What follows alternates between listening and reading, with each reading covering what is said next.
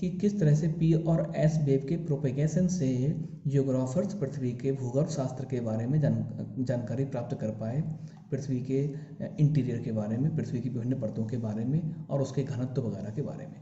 तो देखिए यहाँ पर पी वेव का प्रोपेगेशन आप देख रहे हैं, और पी वेव चूँकि पूरे के पूरे ग्लोब पर ही पाई गई हैं, इसीलिए यह, चूँकि ये तीनों माध्यम से होकर गुजर सकती हैं, तो इसीलिए ये पूरे ग्लोब पर हैं। लेकिन इनके डायरेक्शन में और साथ ही साथ इनकी स्पीड में चेंजेस आते रहे डेंसिटी के अकॉर्डिंग। जिस तरह से पृथ्वी के केंद्र की ओर, गहराई की ओर बढ़ते रहते हैं, वैसे ही घनत्व में एक वृद्धि होती रहती है, और उसी कारण से इनकी जो है दिशाओं में परिवर्तन होता रहता है। तो इसलिए देख रहे हैं आप अवतल प्रकार का यहाँ पर एक डिफ्लेक्शन हमें देखने को मिल रहा है। साथ ही साथ ये चूँकि पृथ्वी में अंदर ठोस, द्रव या गैस के रूप में जो अवस्थाओं में जो परिवर्तन हो रहा है, उस कारण से भी इनके स्पीड में भी कमी आ रही है। हम जानते हैं कि पी वेव्स सॉलिड में सबसे अधिक, लिक्विड में उससे कम और गैस में सबसे कम गति शो करती हैं। तो इस तरह से हमने पी का प्रोपेगेशन जाना।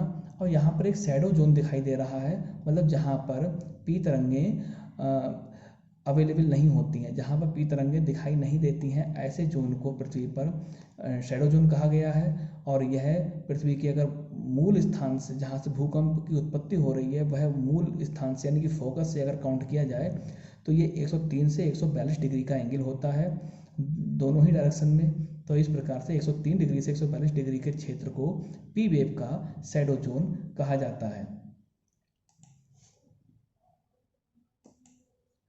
अब हम देखते हैं एस वेव का प्रोपेगेशन। एस वेव के लिए जब इस तरह से एस वेव को जब इसमें अगर पृथ्वी पर अगर इनको जनरेट किया गया, तो इनका मूवमेंट इस प्रकार से हुआ और एक बड़े क्षेत्र पर एस वेव जो है दिखाई नहीं दी हैं, क्योंकि हम जानते हैं कि एस वेव केवल और केवल सॉलिड से होकर गुजर सकती हैं। तो इसीलिए इससे इस बात का अंदाज़ा लगता है कि पृथ्वी पर जरूर इनके रास्ते में कोई ना कोई लिक्विड फॉर्म का क्षेत्र आ गया है। तो यहाँ पर हम लोग देखते हैं कि जो बाह्य क्रोड है वो इसी प्रकार की है। तो इससे अंदाज़ा लगता है कि पृथ्वी के अंदर कहीं ना कहीं पर जो है लिक्विड फॉर्म में भी कोई क्षेत्र है।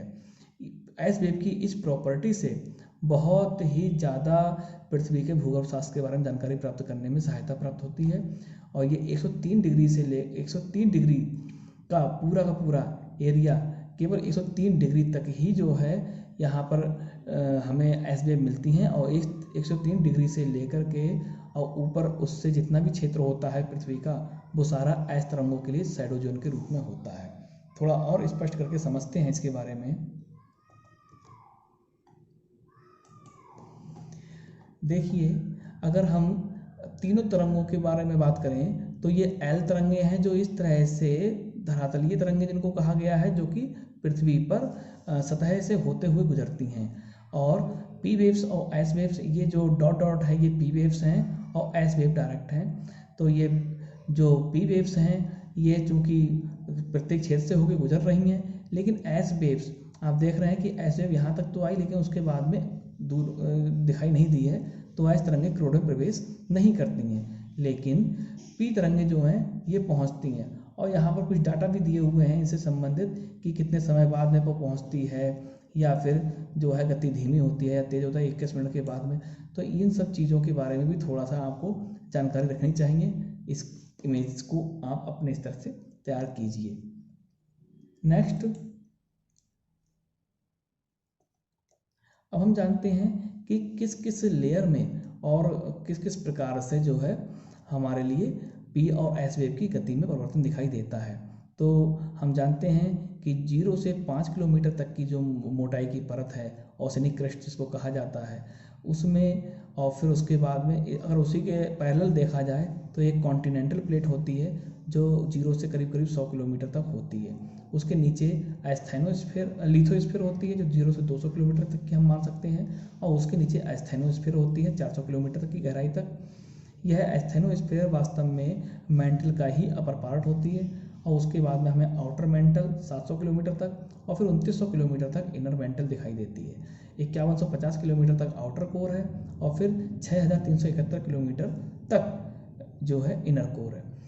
आप यहाँ पर जानते हैं कि जो लिथोस्फीयर है इसमें पी और एस वेव दोनों ही दिखाई देती हैं, दोनों की स्पीड काफ़ी होती है। फिर उसके बाद में एस्थेनोस्फीयर में जाते हैं तो पी और एस वेव दोनों की ही स्पीड थोड़ी सी कम होती है, क्योंकि यहाँ पर एक हमें सेमी मोल्टन अवस्था दिखाई देती है। आउटर मेंटल में फिर से जाकर के पी और एस वेव की गति बढ़ रही है, यानी कि यहाँ पर घनत्व फिर से बढ़ता है, और इनर मेंटल में जाकर के भी पी और एस वेव की यही हमें जो गति है वो दिखाई देती है।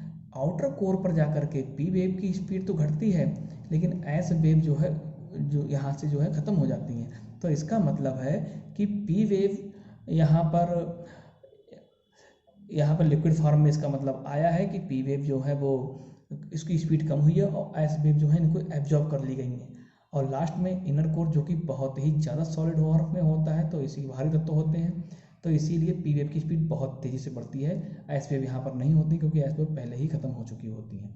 तो इस प्रकार से यह चीज़ है। और साथ ही साथ इसमें मैंने डिस्कॉन्टिन्यूटी भी दिखाई है, कॉनरॉड असंबद्धता, मोहो असंबद्धता, रेपेटी, गुटेनबर्ग और लेहमैन असंबद्धताएं, और ये किस किस प्रकार से कहाँ कहाँ पर एग्जिस्ट करती हैं।